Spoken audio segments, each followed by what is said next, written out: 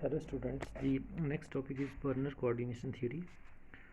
तो Werner coordination theory क्या है कि मतलब ये बताती है कि जो कोऑर्डिनेशन कंपाउंड है उसमें जो सेंट्रल मेटल एटम और जो लिगेंड्स हैं उनके बीच में बॉन्डिंग कैसे होती है, कौन कौन से टाइप की मतलब जो बैलेंसीज हैं हमारे सेंट्रल मेटल एटम के पास होती हैं। तो इन द कोऑर्डिनेशन कंपाउंड जो मेटल एटम होता है वो दो प्रकार की वैलेंसीज एक्सिबिट करता है। एक होता है प्राइमरी वैलेंसी और दूसरा होता है सेकेंडरी वैलेंसी। अब प्राइमरी वैलेंसी क्या होती है?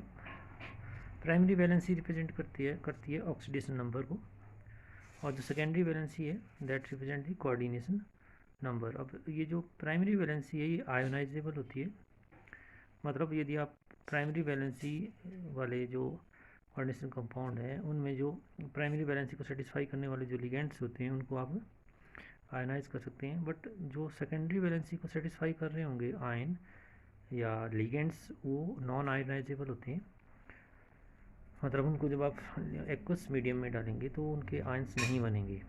और सेकेंडरी वैलेंसी जो है it represent the coordination number. Coordination number represent करता है number of the reagents atom which are joined to the central metal atom through the coordinate bond। तो बर्नर ने क्या बोला कि every metal atom has a fix number of secondary valency और coordination number. मतलब जो सेंट्रल मेटल एटम होता है कोऑर्डिनेशन कंपाउंड में उसमें जो नंबर ऑफ सेकेंडरी वैलेंसीज होती हैं उनका नंबर फिक्स होता है, मतलब जो कोऑर्डिनेशन नंबर है वो फिक्स होता है। मतलब किसी कोऑर्डिनेशन कंपाउंड में यदि मेटल एटम जो है कोऑर्डिनेशन नंबर 6 शो कर रहा है तो उसके सभी कंपाउंड में जो कोऑर्डिनेशन नंबर है और सेंट्रल मेटल एटम का वो फिक्स ही रहेगा।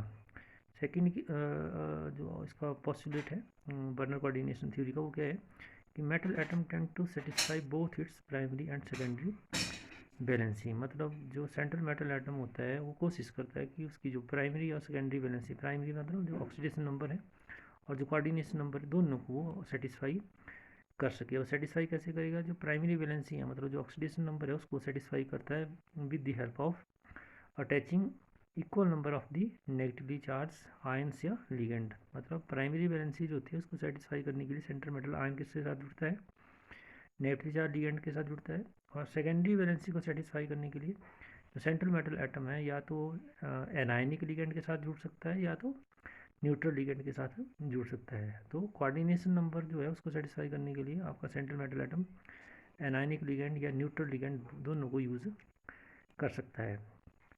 जो अदर पॉस्टुलेट है बर्नर कोऑर्डिनेशन थ्योरी का वो क्या बोलता है कि secondary valencies are always directed toward the fix position in the space and lead to the definite geometry of the coordination compound. मतलब ये जो सेकेंडरी वैलेंसी होती है, ये जो कोऑर्डिनेशन नंबर होता है, ये इनकी पोजीशन फिक्स होती हैं स्पेस में around the central metal atom.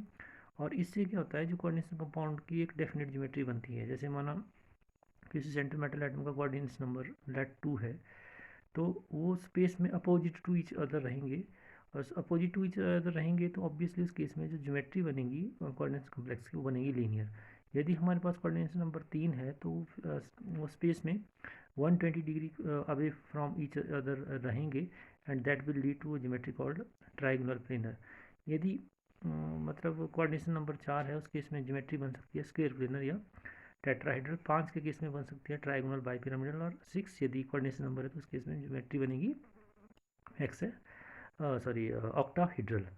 सो जो सेकेंडरी वैलेंसीज है वो क्या डिटरमाइन करती हैं? They determine the stereochemistry of the complex. मतलब कि जो ज्योमेट्री है कॉम्प्लेक्स की और स्पेस में जो रिलेटिव पोजीशन है लिगेंड्स की with respect to central metal atom वो क्या है, ये सारी चीज़ें डिटरमाइन की जाती हैं सेकेंडरी वैलेंसी या कोऑर्डिनेशन नंबर से।